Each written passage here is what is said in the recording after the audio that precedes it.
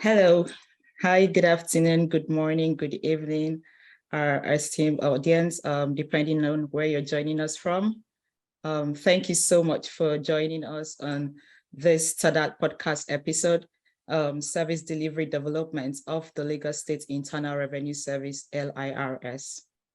One of the key objectives of the Tax Administration Diagnostic Assessment Tool Tadat Secretariat is to promote good practices in revenue administration. This is achieved through our outreach programs and facilitating peer-to-peer knowledge exchange between revenue administrations.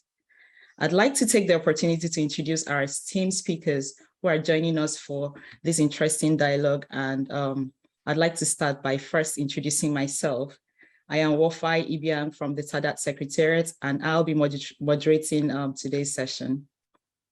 In today's episode, we have joining us the Executive Chairman of the Lagos State Internal Revenue Service, LIRS, Mr. Ayodele Subair. Mr. Chairman, welcome to the podcast. Thank you. Good afternoon, Wofai, and good afternoon, viewers. I'm glad to be here. Good afternoon, thank you. Also joining us is the County Secretary and Head of County Public Service of the Nairobi City County, Dr. Jarius Musumba. Dr. Musumba, thanks for joining us today. Thank you very much, and thank you for having me. Thank you. So to shape this episode and as a background, we refer to a paper co-authored by Mr. Vito Gaspar, Director of the Fiscal Affairs Department of the International Monetary Fund. The paper titled Political Institutions, State Building and Tax Capacity, Crossing the Tipping Point.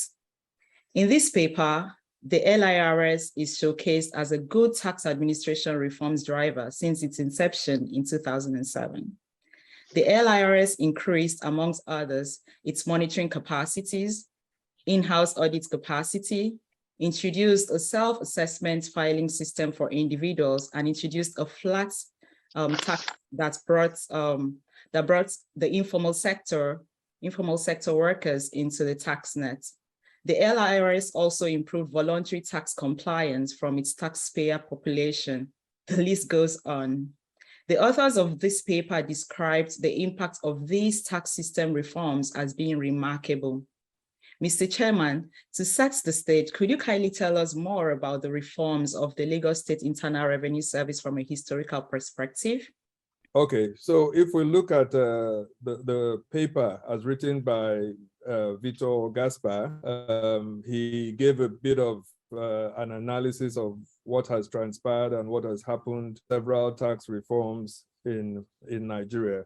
So a good place I want to start is just to give an idea of the economic indices that operated at the time and now. So Lagos State, by various international assessments, is a mega city with over 75% of its current in metropolitan Lagos.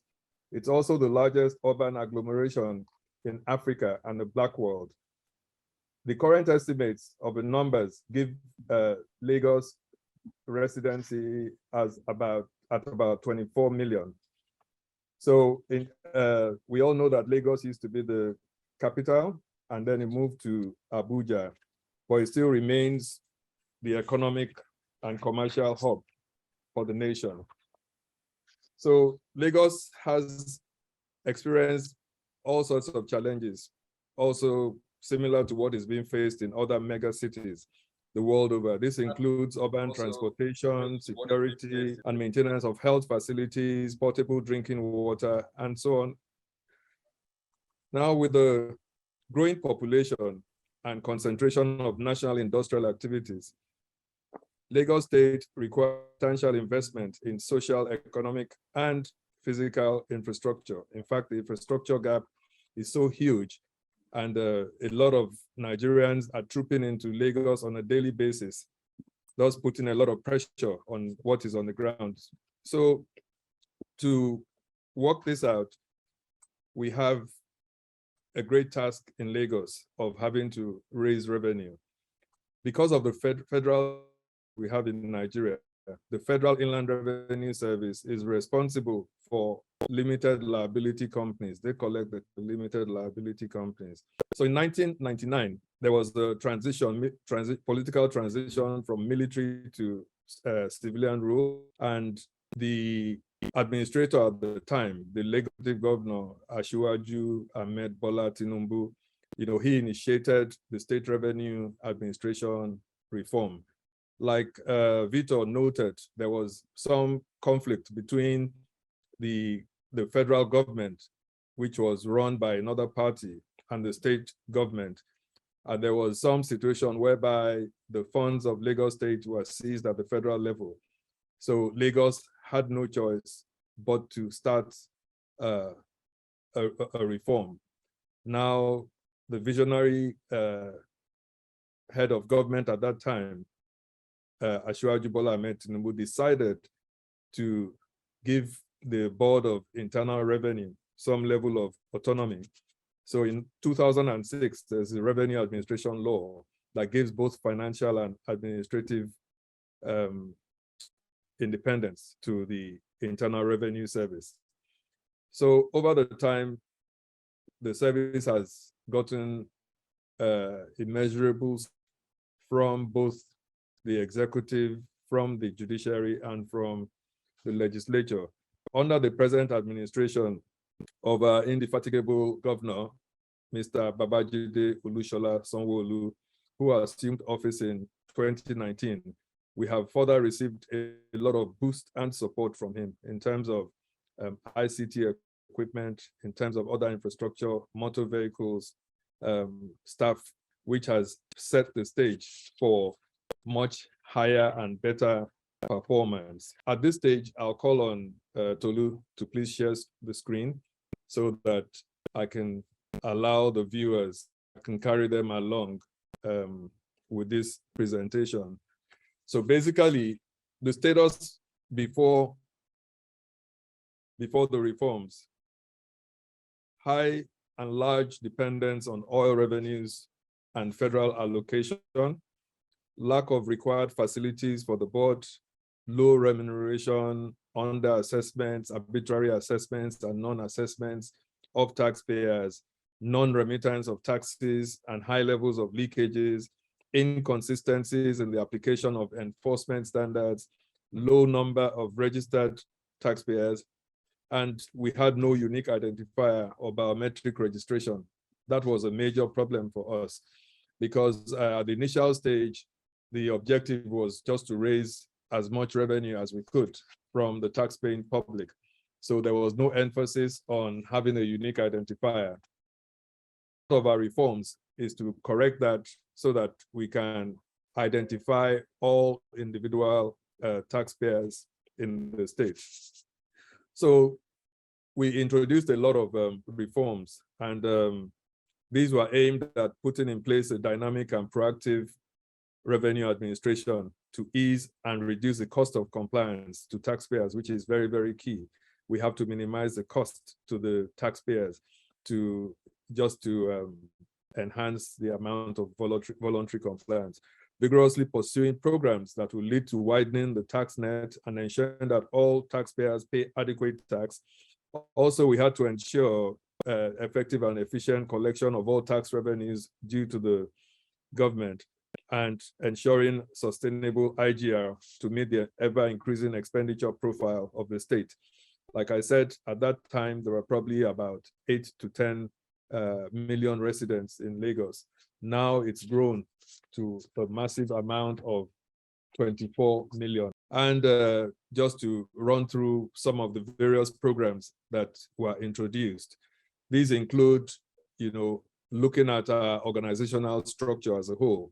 We did a lot of process reengineering to make sure that all the different aspects were covered. We carried out a taxpayer segmentation so that certain categories like the informal sector, like the high net worth individuals and the large corporate bodies were all identified. And then we sort of structured relationship management along those lines so that we could provide better services to all the identified taxpayers, and at the end of the day, get them to voluntarily comply. So we also involved ourselves with a lot of advocacy, a lot of enlightenment and educating members of the public. We also got involved with a lot of engagement and collaboration with different sectors, including working with all the business and professional associations, working with all the tradesmen and various, just to boost, to explain that there was a social contract and the need for them to contribute to ends of the state. So these were the various reform strategies that we applied at the point. Now, of course, we were faced with a lot of challenges. Some of the reforms I spoke about now have been things that have come from my administration. And like I said, management is a continuum. So these things have been put in place. So despite all the reforms and all the strategies that we put to reform the taxation system in Lagos, we have met with several challenges. I mean, it's normal for everybody to run challenges. I'd like to give the floor to Dr. Musumba, and then we'll come back to you with more questions about the reform strategy. Dr. Musumba, over to you. Thank you very much. I can see Lagos was where we are now. The issues that he has raised, the issues that we have at the moment. He has talked about organizational structure. That's what we are trying to do at the moment. He must have had, he must be having learned how to do this. Maybe you could tell us how they organize their structure on revenue collection. Chairman. Thank you, Dr. Musumba. So like I said earlier on, we had to take the organization chart as it existed and try and cut out different directorates, departments, different units based on the different tax types. So like I said, there was some level of market segmentation. We looked at the market. What are the usual behavioral instincts and the various characteristics of the various markets that we have? We looked at the fact that we appoint the employers of labor as our agents.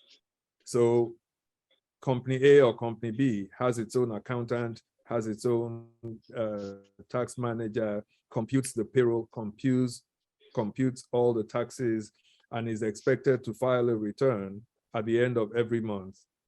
So we had the large corporates, the large employers of labor from the smaller organizations like SMEs, like partnerships. And then we created a department that would relate with these large corporates, will answer all their questions, will do a lot of tax advocacy to them, and will ensure that all their needs are met. We also created a contact center to take all the inquiries and to take all the questions from members of the public. Our contact center runs very well, and what happens is whoever the operator you're talking to, you know, if the questions are at a very high level and specialized, for instance, all they have to do is just escalate the questions to a senior personnel. And even if they cannot answer your questions immediately, they take your details and get back to you. So it was very important to have this feedback mechanism in place so that we could clear all the inquiries. So we segmented the large corporations and from the smaller corporations. So we have a unit in our head office that deals with the large corporate. So we have tax stations based on the divisions of Lagos.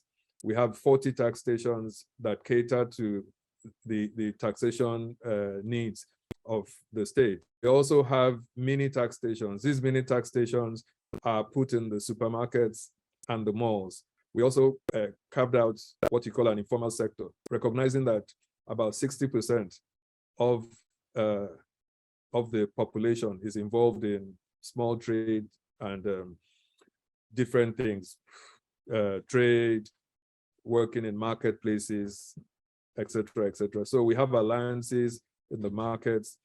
We also created a department that would deal with the professional associations, the law firms, the accounting firms, the engineering firms, and so on and so forth. So we enumerated, we have a lot of data that relate to that sector. We also recognized that there was a need for enforcement. So we created a legal services department to take care of all the enforcement, writing all the legal stuff, advising us. We treat them as our lawyers, and we are the clients of the legal services department. So we always seek legal opinion on them before we carry out actions. If we have like recalcitrant taxpayers who we have a long process of adjudication. We do audits. When the audits, the audit reports are out, we engage the taxpayers. We go through a lot of reconciliation exercises. It's when things come to a head that we then refer their files to the legal department. And at the end of the day, they either take them to court. We have tax tribunals. We also have a tax audit department that deals with, like it says, tax audits and investigations. So these are basically, and of course we have a board secretariat that deals with third parties, all the external organizations that we have to deal with, and they just take care of all like a normal board secretariat works. So a lot of these departments and units were carved out organization chart so that we can serve the people of Lagos State very well. So it's a very efficient system that has been carved out, and we manage the affairs of the agency. Mr. Chairman, I'm sure that the road to these achievements wasn't an easy one. What challenges has the LIRS faced in accomplishing these and other milestones, and how have they been overcome?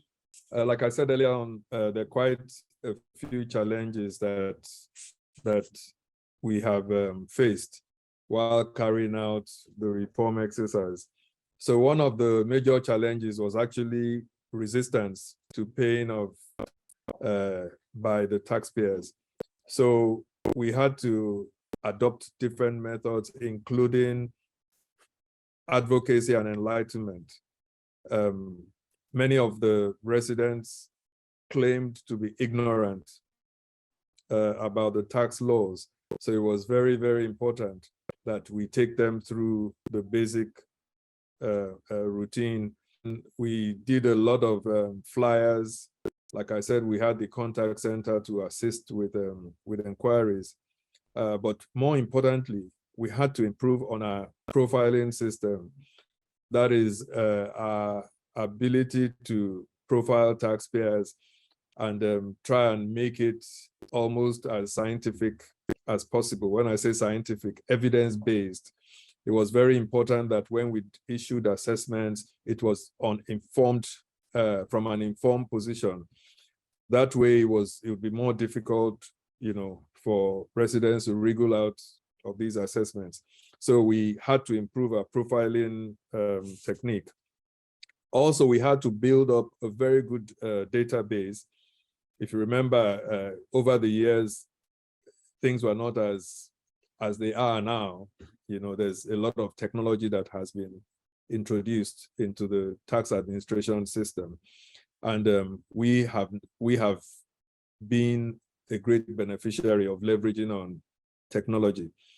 So we create a very good database, and from the database, of course, we're able to operate better.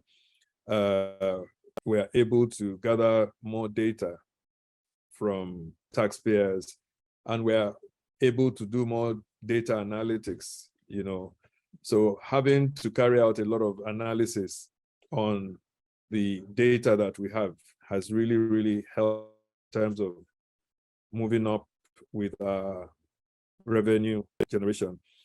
So there was a lot of uncooperative attitude from the high net worth individuals. As expected, nobody wants to pay taxes in the world.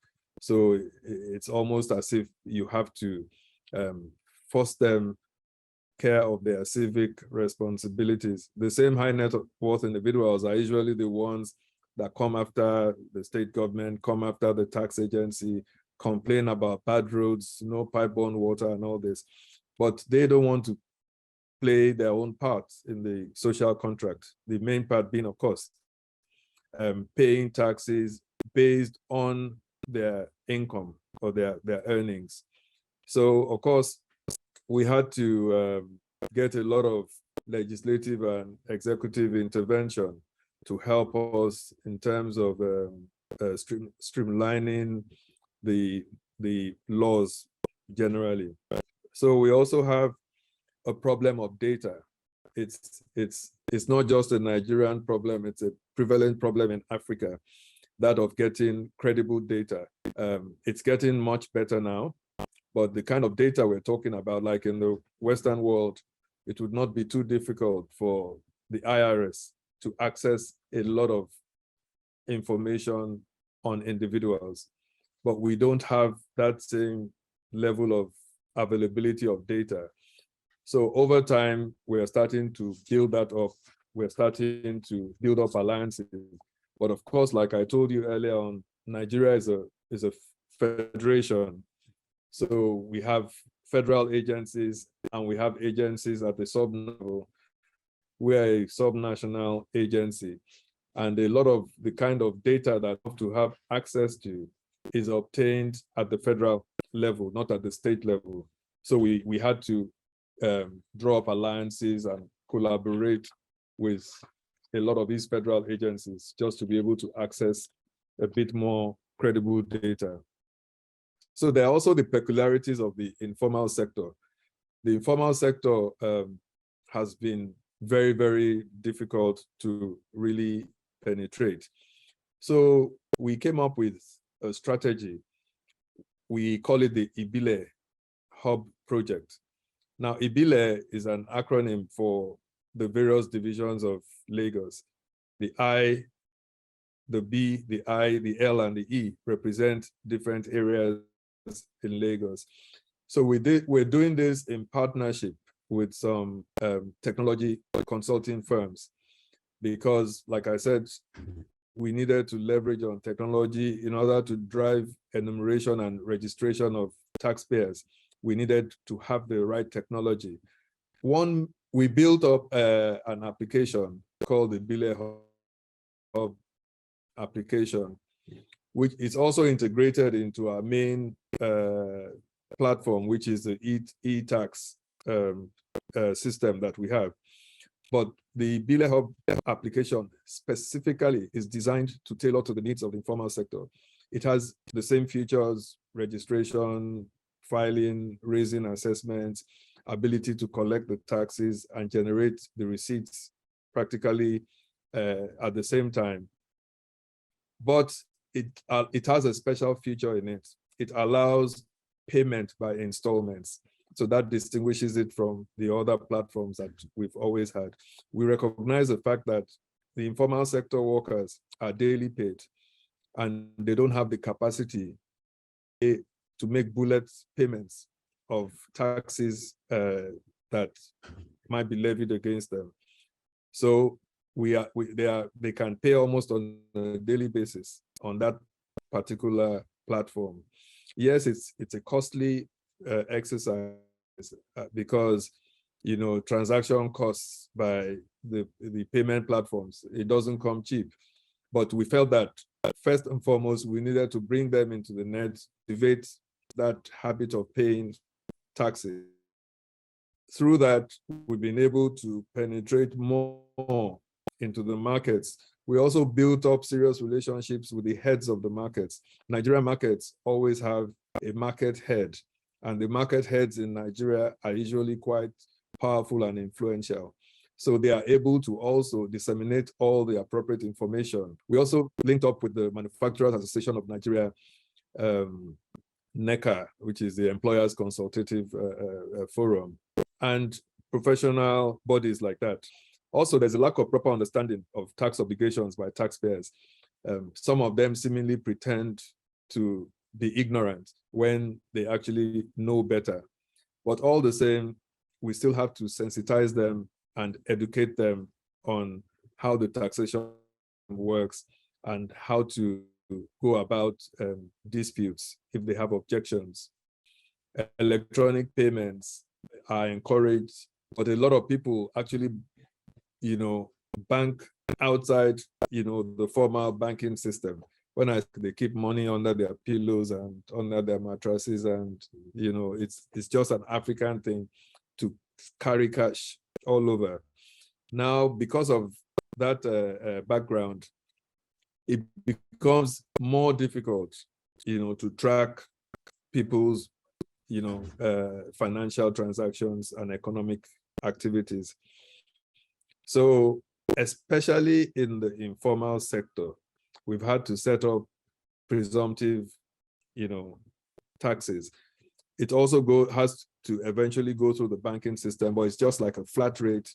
And like I said, they can pay that in installments. So that's helped us with able to manage and tax that, informal sector, which is largely backed by cash. So maybe if I can just also show some graphs on how we have made a lot of progress. So we just want to demonstrate over the years how we have made a lot of progress. So you can see that in 2005, when the reforms were about to be set in, we were generating an average of 48 billion. These are annual figures, of course.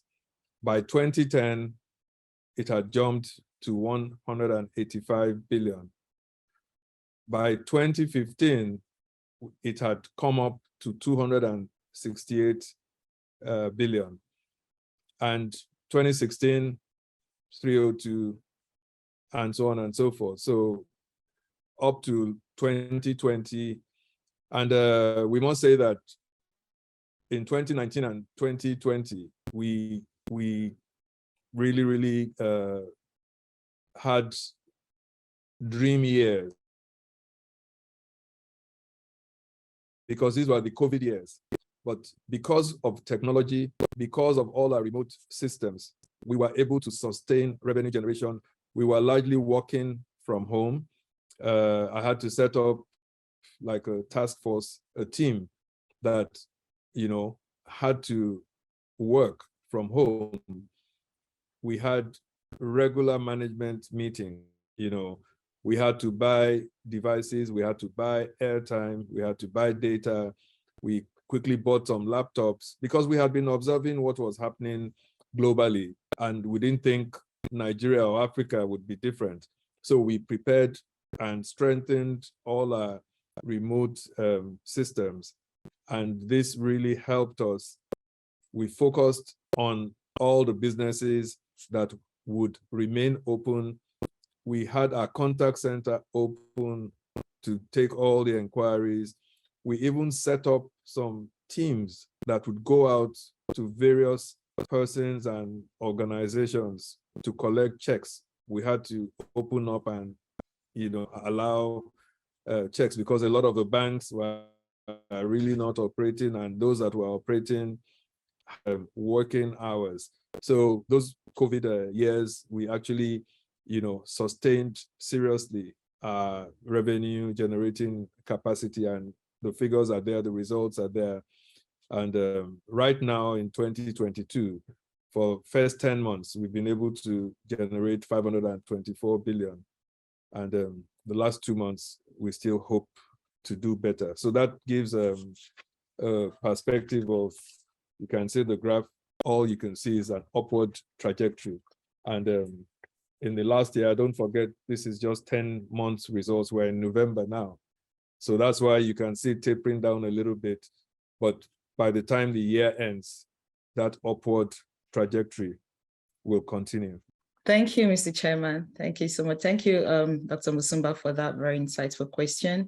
I know that, Mr. Chairman, that you've already touched on the current reforms of the LIRS, but for the benefits of other tax administrations, I would like to ask, are there updates on the current state of the reform efforts, and what future service delivery modernization plans does the LIRS have?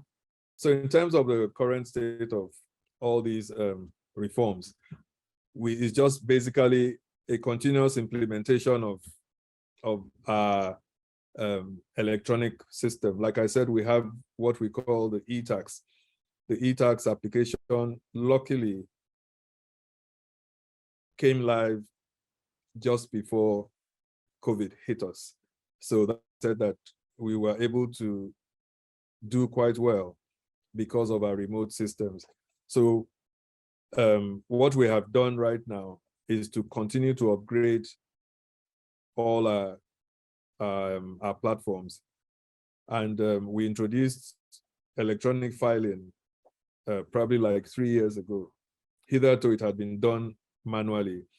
So residents of Lagos are able to log in to the e-tax system from the comfort of their homes, and they can register, they can file their return, they can raise assessments, there are payment platforms embedded so they can make payments, and they can interrogate their accounts. Each person has an account that he can access, and he can see his payment history going back like 15 years. So we have to sustain the technology side of things. So we're constantly building and improving and adding new models to the platform. I spoke about the Bile Hub, which was designed to cater for the informal sector. Even that is being upgraded, you know, as soon as we notice any gaps, we're quick to the drawing board to try and improve on the processes that are within that. We have also really started to do a lot of collaboration. We discovered that talking about big data, the state itself, other agencies have a lot of data. And unfortunately, everybody's working in silos. So what we have done now is to approach all the agencies and look into what kind of data they hold, what kind of process goes through.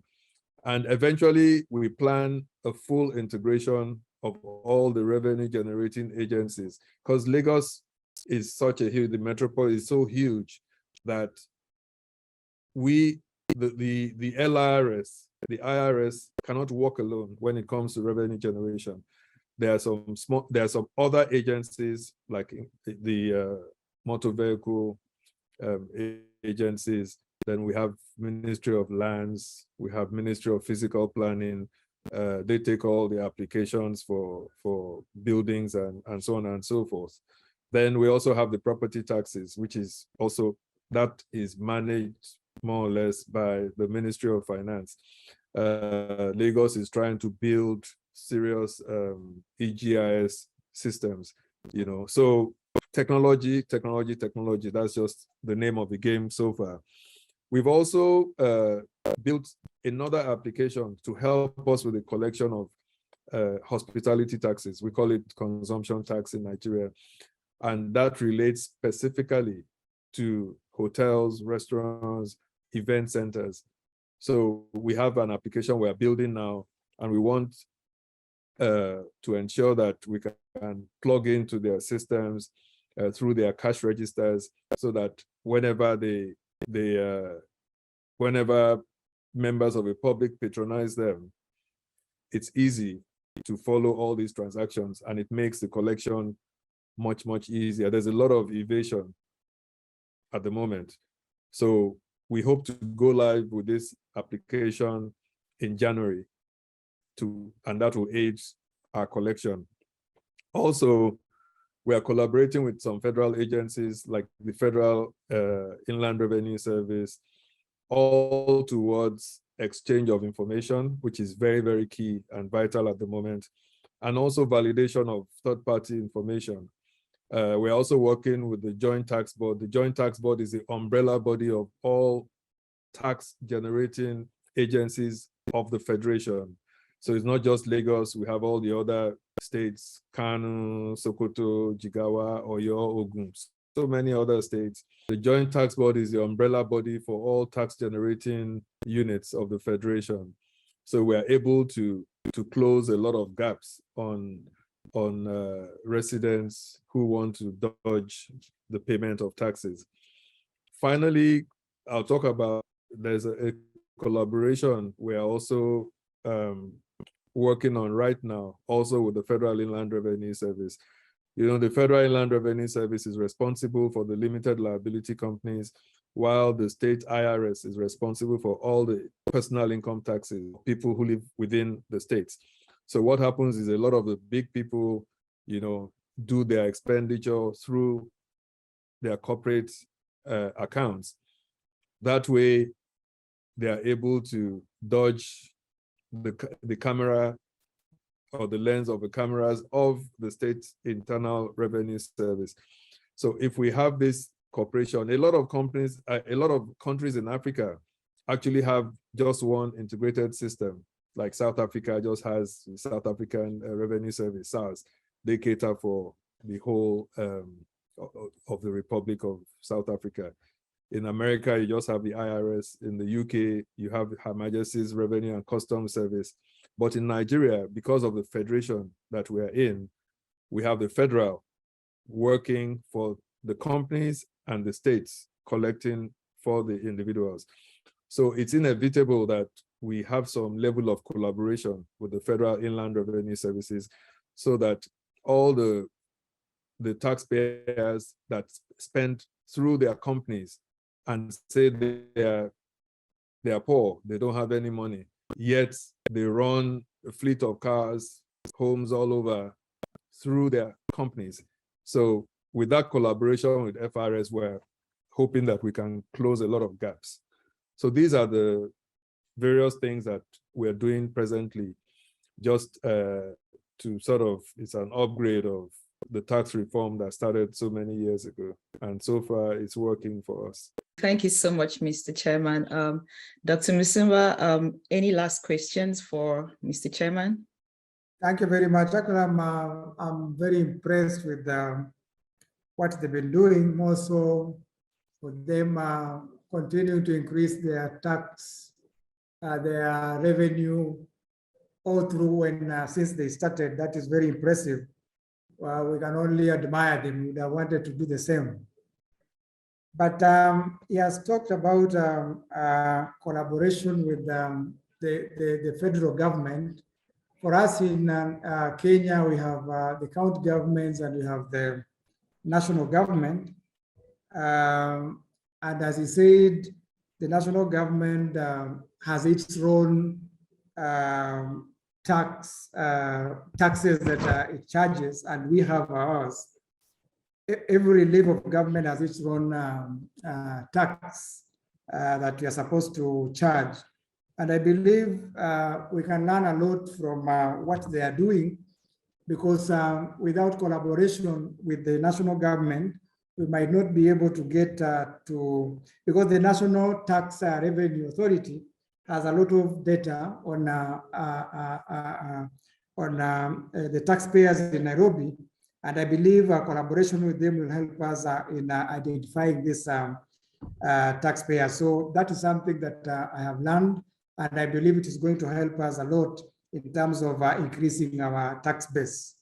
But I would have wanted him to tell me more about voluntary tax payment. How do they go about this in terms of making their people pay voluntarily without their staff having to go and look for this money? Chairman. If I might just add, because there's an angle that you spoke about future modernization plans. Yes. I think I missed out on some of the items that could possibly come. Yes, I spoke about adoption of more ICT enabled, self-service, but we are also looking forward to applying advanced diagnostic tools such as artificial intelligence, machine learning, and blockchain technology. So yes, it sounds futuristic, but we already have a master plan on how we can improve on our diagnostics, because having the diagnostics really helps.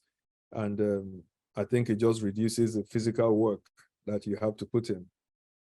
So, and I also spoke about the automatic exchange of information. The FIRS is a competent authority that is empowered, that talks with other countries. We as subnationals cannot talk directly to other countries. So that's why it's very important and key for us to collaborate with the Federal Inland Revenue Service so that we can validate a lot of information that's coming in from the federal level. So these are our future modernization plans. Thank you. Thank you both. Mr. Chairman, and Dr. Musumba had asked, he's interested in learning how you're able to maintain voluntary tax compliance. So this is a very difficult thing, Dr. Musumba. How do we get people to comply voluntarily? One, mass education, advocacy, enlightenment. We buy a lot of media time, social media. We advertise on billboards across the nation. And we have teams. We have a department called Tax Enlightenment and Education Unit. And they go every day on the major streets, talk to all the various commercial houses, trying to get them to comply. That's one side.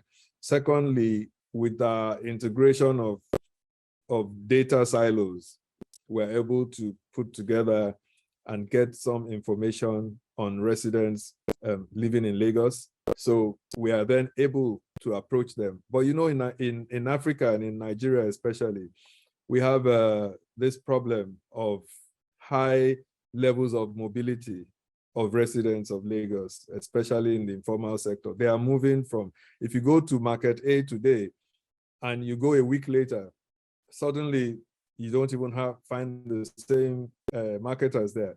You know, they've moved to yet another market. So that's why the issue of the identifier, unique identifier, that's how it comes in, so that we can track and know that it's the same person. Musumba, I'd like to ask about gender. Gender is a thematic area that the TADAT Secretariat contributes to. Can you tell us how Nairobi City County is addressing the gender issue? That one is not only a county issue, it is actually a national issue. The Kenyan Constitution provides that for every, in every working population, either gender should be a third. But lucky enough for the county government of Nairobi, we have more, unlike in other areas, we have more female employees than the male employees. So without even having a targeted effort, we already have more women than men, and we intend actually to maintain the same because we have a county public service board that employs our employees, and they have strict instructions to follow the constitutional requirement that every gender must at least a third of our working population. Thank you so much, Dr. Musumba. I'd like to ask you, Mr. Chairman, how is the LIRS addressing gender issues at the workplace and in serving the tax-paying community using a gender-based lens? We take gender matters very seriously, and the agency is a very gender-friendly agency. Gender, by the way, includes both male and females. We ensure that there's no discrimination and everybody is well treated. and equally treated. But we have some special emphasis, especially on female gender, because in most Nigerian workplaces, you have more males than females through all the cultural and African traditional issues that are on the ground. But here in LIRS, we actually have a higher, ratio of females to males. We have approximately 1,431 female workers, while we have approximately 1,169 male workers. So clearly there's a good gender distribution. We encourage the female members of staff to join a lot of female gender-based associations, both especially the professional ones. And to push that further, we sponsor a lot of female members of staff to attend conferences.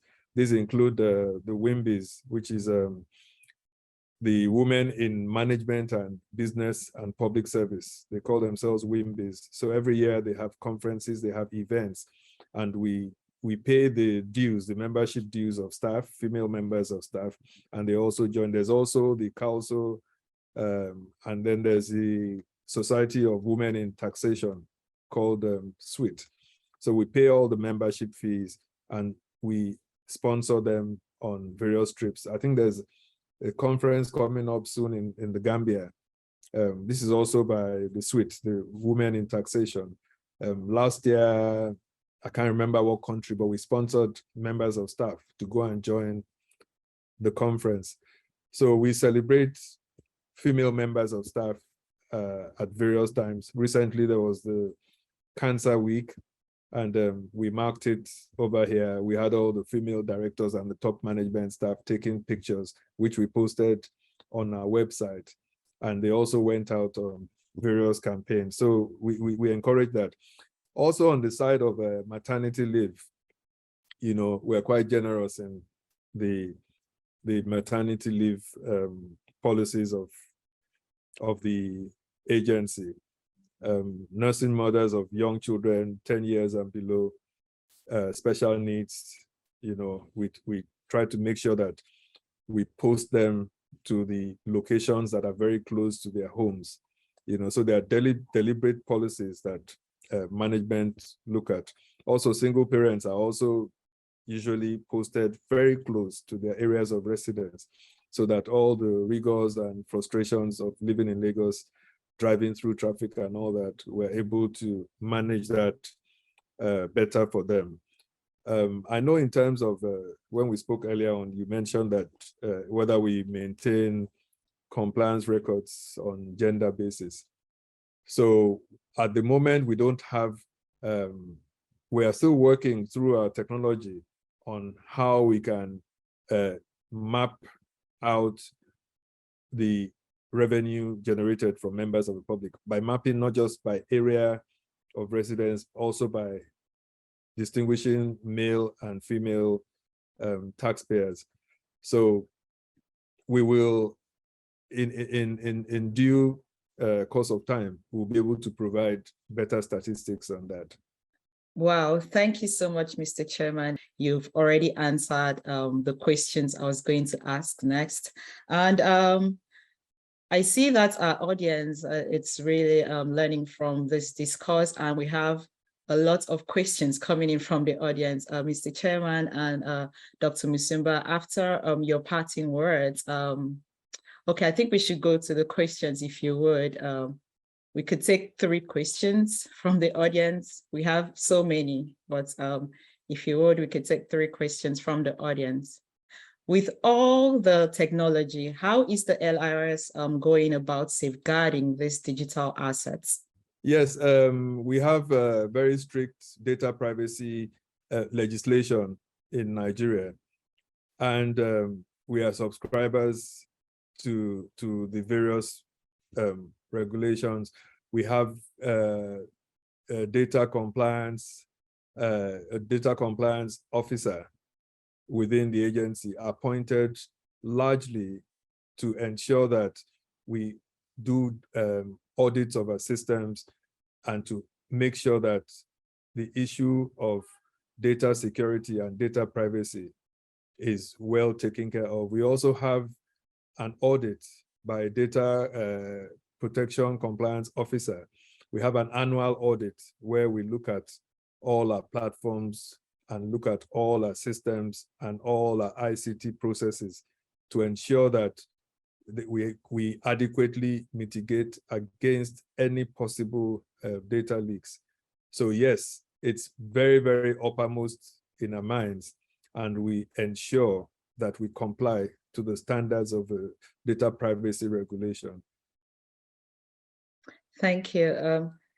We just on Tuesday, we had a conversation. As I mentioned earlier, we have the Tadat coffee chats where cyber security was being discussed. You can head over to our YouTube channel to learn more about that. We have another question for you, Mr. Chairman. Does the LIRS collect any taxes for the national government? What is the boundary between national and federal taxes in Nigeria? Income taxes in Kenya is collected by the Kenya Revenue Authority.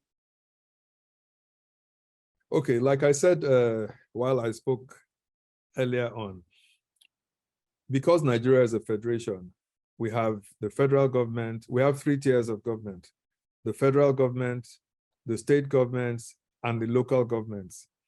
So the Constitution and tax statutes clearly spell out what taxes are collectible by the different tiers of government. So federal government deals with all the limited liability companies. They also collect some element of personal income taxes for like the armed forces, the diplomatic forces, while we do generally personal income taxes for individuals, for partnerships, and for business enterprises.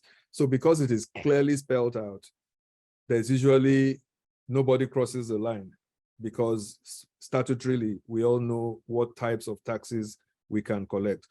To answer the question whether we collect taxes on behalf of the federal government, there's a possibility, because people employed and engaged by the federal government work in Lagos.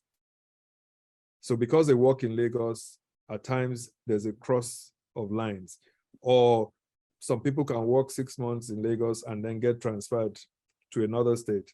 So you have the event whereby there are jurisdictional issues. But whenever that occurs, yes, you collect on behalf of, but it will be for individuals. We cannot collect anything relating to limited liability companies. But we always have reconciliation exercises, both with federal government and with other neighboring states, because the borders are not clearly defined. Well, they are defined, but one street can fall in one state, and numbers 1 to 20 might fall in one state, and numbers 21 to 40 will fall in another state, because of the amount of development. There's a cluster of people that even the border lines at times, cannot really capture. But the important thing is that all of us cooperate with each other. We have reconciliation exercises, and whoever owns any particular type of tax that has been collected by another agency is promptly, handed over. At worst, even if you don't hand over the cash, you issue credit notes. So it's well taken care of. There are no conflicts, hardly any conflicts. Okay, we have one last question from Dr. Grace in Abu Dhabi, in Abu Dhabi. She's asking, Chairman has mentioned tax education as a gap area in the informal sector. What strategies has the LIRS used to close this gap? Okay, just like I said earlier on, it's largely tax education, tax enlightenment. We have teams that go out into the market areas. Quite a number of them are not so literate, we know that. So we have over 200 languages in Nigeria. So the dominant languages are Igbo, Yoruba, Hausa.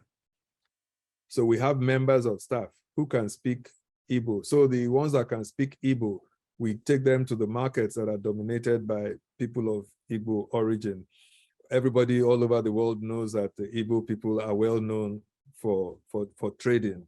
They are masters of trading, especially in electronics, and so there are specialized markets where there is a concentration of Igbo people.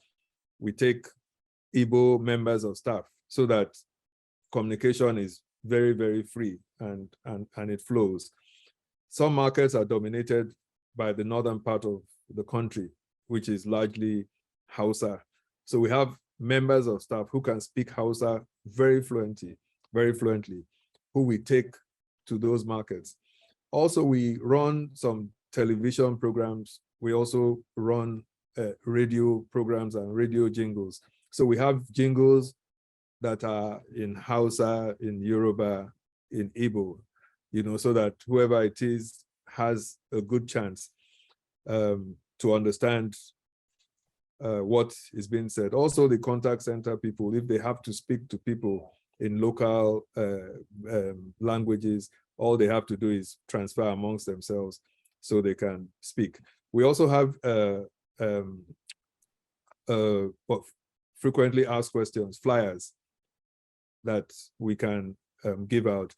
Then there's also somebody that we collaborated with who has translated all the tax laws into the various languages. So that also is thrown out there to help people understand, because the residents must all understand all their tax obligations for us to close that gap. So these are the major strategies that we have in place to ensure that those that are not so literate, or those that speak languages other than English. The dominant language is, the official language is English in Nigeria, but it's not everybody that speaks English, proficiently. So our strategies have taken all this into account. Thank you very much, Mr. Chairman. Before we get the parting words from you and Dr. Musumba, I'd like to read this comment from the audience, actually from Justin Zake of the TADAT Secretariat. He says, Chairman, this is very enlightening, and to see the strides that have been made. It would be great, if not already in place, for African cities to have regular discussions to exchange experiences and how particular challenges have been tackled. Wofai can talk briefly. Yes, I can talk briefly about the TADAT coffee chat approach. So as I mentioned before we started this discussion, we have a new initiative called the TADAT coffee chat. And in this chat, which is 30 minutes discussion, we have people from different tax administrations come together to talk about a selected topic, exchange ideas and share knowledge. And like I said when I started, the TADAT Secretariat is all about promoting peer-to-peer knowledge exchange, because why reinvent the wheel? So I think it'll be good to discuss this further, how each revenue administrations could learn from each other about the developments they are implementing. So Dr. Musumba, any parting words for our audience before we go to Mr. Chairman? Yeah, thank you very much. I am really impressed by what they are doing in Lagos, and I've learned a lot on how we could improve our tax administration. But more so what you've just said, it seems we need to talk to each other. We need to know what other administration areas are doing, and maybe you have something better we are doing than them. So when we keep talking, we learn from each other, and this is going to help us improve on what we are doing. But I'm really impressed by Lagos, and hopefully we shall come to Lagos. Nairobi will come to Lagos to learn more on how you are administering your tax regime. So thank you very much. And hopefully Chairman will be in Lagos to come and learn. Thank you very much. Thank you, Dr. Musumba. Mr. Chairman, any parting words? Thank you. Thank you, Dr. Musumba. Peer review is a major part of our policy drive in LIRS.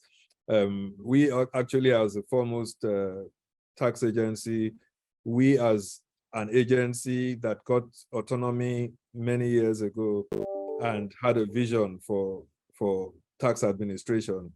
So we are like the teachers for a lot of states in Nigeria. People come here to learn our systems, and we have also sent teams out. There are some states that have a largely trading, population, and they have large informal sector operations. We being a cosmopolitan city like we have different things, manufacturing, we have a lot of factories, we have a lot of schools, we have a lot of traders. So it's a big mix, but the informal sector was quite a challenge for us many years ago. So we have teams who have gone to states that have done very well in collection from the informal sector. So peer review is very necessary, it's very important. You can never know too much. And we also participate, we send members of staff to join conferences in different parts of the world so that they can learn from the different jurisdictions. So we look forward to collaborating with Kenya at any point in time. Incidentally, last week, there was the African Tax Administration Forum that took place in Lagos, Nigeria. And we hosted 38 countries from 41 countries that are members in Africa actually came down to Lagos. So for 3 days, there was a lot of, cross-fertilization of ideas.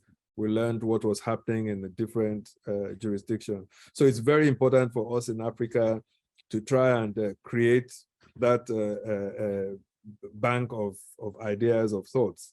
So we look forward to that. And I thank TADAT and the IMF for putting off this sort of forum and to let us enlighten members of the public on all the various activities.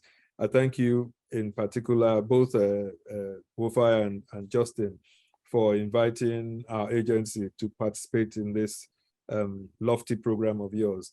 And we'll be very interested in the coffee. Maybe you give us e-coffee. Absolutely. Thank you very much. Thank you very much, Chairman Subair and Dr. Musumba. Wow, this has been a very insightful conversation. Thank you so much for joining us today and for sharing these valuable insights. There are common themes that came out of this discussion for me, and they include collaboration, technology, leveraging technology, data, very important. Like they say, data is gold these days. And most importantly, considering the informal sector. I have learned a lot from this, and I'm sure that our audience have done so also. I would like to also take this opportunity to thank our valuable audience for joining us today, and to thank you for your patience while we sorted out a technological issue we had earlier that caused us to start this event later than we planned. Please look out for the audio podcast of this event on Apple Podcasts, Podbean, SoundCloud, and Spotify by searching TADAT Podcast.